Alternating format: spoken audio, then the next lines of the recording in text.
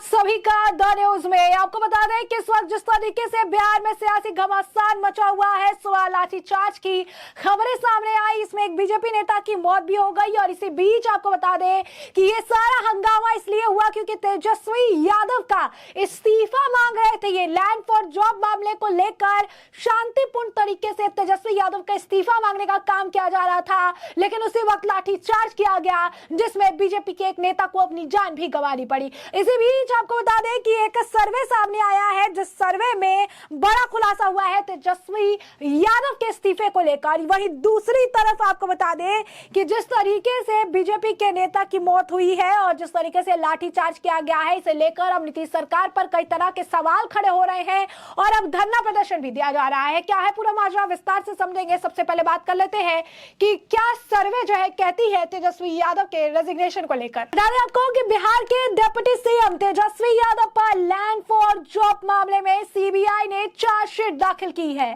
12 जुलाई को दिल्ली के Rouse Avenue court में सुनवाई थी, लेकिन यह 8 अगस्त तक के लिए टल गई है। इस मामले में बिहार के मुख्यमंत्री नीतीश कुमार को बीजेपी लगातार घेर रही है, तेजस्वी यादव को बर्खास्त करने की मांग कर रही है और इसी को लेकर आज यानी गुरुवार को बीजेपी की ओर से विधानसभा मार्च भी किया जा रहा है। इन सब के बीच सबसे बड़ा सवाल है कि लोग क्या चाहते हैं। लैंड फॉर जॉब मामले में चार्जशीट के बाद क्या तेजस्वी को इस्तीफा देना चाहिए? इस सवाल को लेकर एबीपी न्यूज ने सी वोटर के तहत सर्वे करवाया। सर्वे में चौंकाने वाला जवाब मिला है। 47% लोगों ने कहा कि तेजस्वी यादव को इस्तीफा दे देना चाहिए। जी हाँ, 47% लोगों का मानना है कि लैंड फॉर जॉब मामले में जो तेजस्वी यादव के खिलाफ चार्जशीट दायर हुई है, उसके बाद उन्हें अपने पद से इस्तीफा दे देना चाहिए। वहीं आपको बता दें कि 42% लोगों ने नाम में जवाब दिया है। पता नहीं कहने वाले 11% लोग हैं। देश में सियासी माहौल गरमाया हुआ है। महाराष्ट्र में एनसीपी की टूट के बाद एबीपी न्यूज के लिए सी वोटर ने त्वरित सर्वे किया है। महाराष्ट्र में 1790 लोगों से बात की गई है। बिहार में भी राजनीतिक उठापटक जारी है। इसको लेकर भी सी वोटर्स ने बिहार भर में त्वरित सर्वे किया है। बिहार में 2575 लोगों से बात की गई है। सर्वे गुरुवार यानी 6 जुलाई और शुक्रवार यानी 7 जुलाई को किया गया। सर्वे में मार्जिन ऑफ एरर ±3 से ±5% है।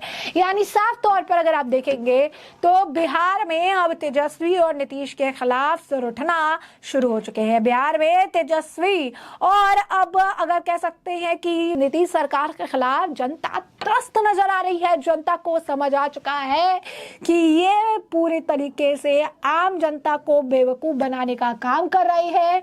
आम जनता से इन्हें कोई लेना देना नहीं है। ये सिर्फ चाहे शिक्षकों की बात हो, नौकरी की बात हो, रोजगार की बात हो, किसानों की बात हो, भ्रष्टाचार की बात हो, जवाब नीतीश सरकार में आपको सिर्फ एक मिलेगा और वो जवाब है लाठी चार्ज। यानी लाठी मारकर आपकी आवाज को दबा दिया जाएगा, लोकतंत्र पर प्रहार किया जाएगा और आपको बोलने नहीं दिया जाएगा, क्योंकि नीतीश के जंगल राज में ऐसा ही देखने के लिए मिल रहा है। अब ऐसे में तेजस्वी को लेकर 47% लोगों का मानना है कि तेजस्वी यादव को अपने पद से इस्तीफा दे देना चाहिए। तो 42% लोग ऐसे थे जिन्होंने कहा कि नहीं देना चाहिए।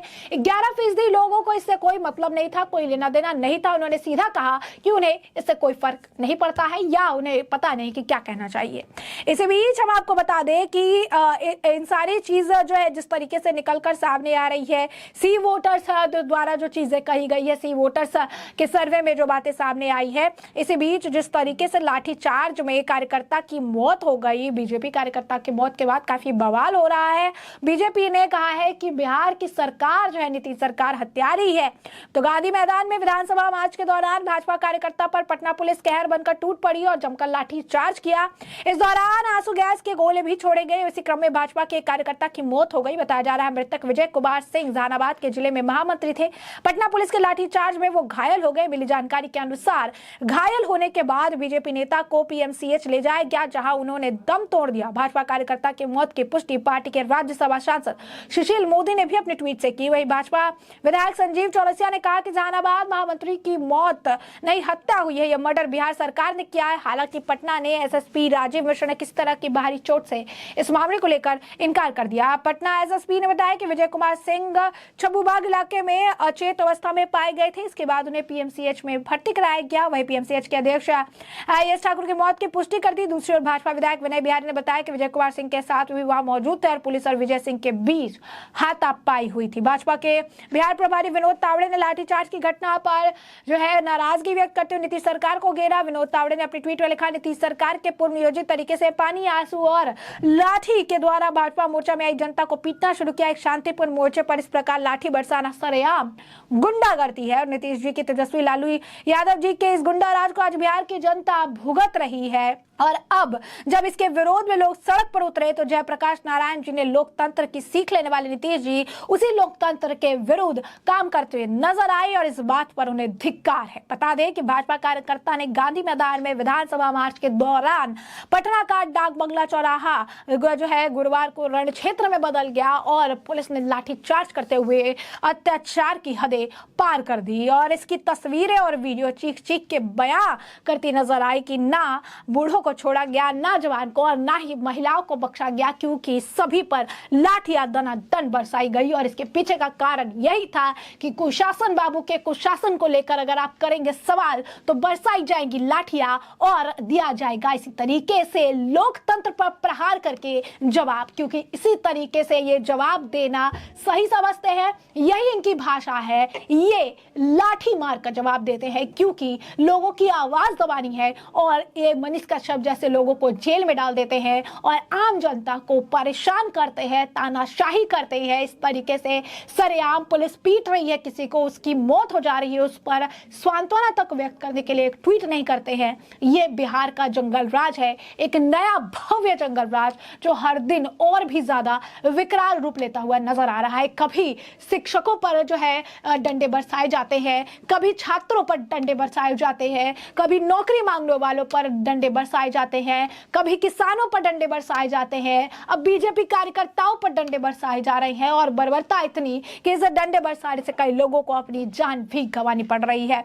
इस बीच आपको बता दें कि बीजेपी नेता की हत्या के लिए चिराग पासवान ने नीतीश कुमार को जिम्मेदार ठहराया। उन्होंने कहा कि यह बिहार में अघोषित इमरजेंसी नहीं, उन्होंने कहा कि ये बिहार में इमरजेंसी नहीं तो आखिर क्या है? इमरजेंसी जैसा सिचुएशन है, ना मीडिया को काम करने देंगे, ना आम जनता को बोलने देंगे, ना उनके खिलाफ कोई प्रतिनिधि खड़ा होगा उसे बोलने देंगे, क्योंकि बिहार में अगर रहना है तो नीतीश नीतीश कहना है। बिहार में अगर आपको रहना है तो गूंगे, बहरे और अंधे हो जाना पड़ेगा, क्योंकि ना भ्रष्टाचार देख सके, ना भ्रष्टाचार को लेकर बोल सके और ना अगर कोई बोल रहा है तो उसे सुन सके, क्योंकि नीतीश की सरकार गूंगी बहरी सरकार है, जो जिसे ना कुछ दिखाई देता है, ना कुछ सुनाई देता है और ना वो इसे लेकर कुछ कहती नजर आती है। तो यही है बिहार का शासन, यही आप देख सकते हैं। इसे लेकर ही बीजेपी नेता विजय सिंह की मौत के बाद काफी ज्यादा जो है सियासत गर्म हो चुकी है और इसे लेकर लोजपा के राष्ट्रीय अध्यक्ष चिराग पासवान ने मौत पर दुख जताते हुए सीएम नीतीश से तीखे सवाल भी पूछे। उन्होंने कहा कि बीजेपी नेता की मौत नहीं हुई है बल्कि उनकी हत्या की गई है, इसके लिए